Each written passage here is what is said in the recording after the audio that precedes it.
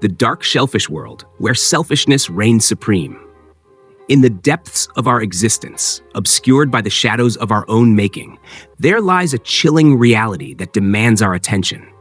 No longer can we avert our gaze from the grim truth that surrounds us. We must confront it, unflinchingly, for it is the very essence of our modern world. In the haunting words of Friedrich Nietzsche's "Thus Spake Zarathustra," we are reminded of the proclamation that God is dead. This declaration does not merely signify the passing of a divine entity. It heralds the collapse of a moral compass that once guided humanity through the stormy seas of existence.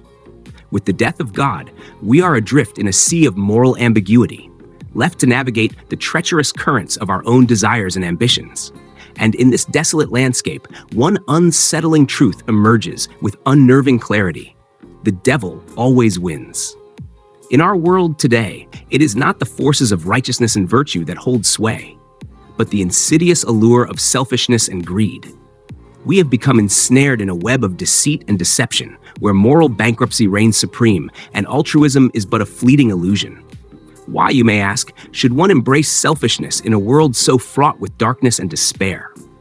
The answer lies in the cruel logic of our reality, where survival demands ruthless ambition and self-preservation trumps all. In a world devoid of divine guidance, we are left to fend for ourselves in the relentless struggle for power and dominance. Selfishness, far from being a moral failing, becomes a necessary survival strategy in a world where compassion is a weakness to be exploited and empathy a liability to be discarded.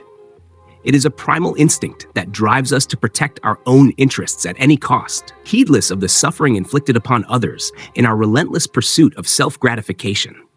And so we find ourselves engulfed in the suffocating embrace of our own selfish desires, trapped in a cycle of consumption and conquest that knows no bounds.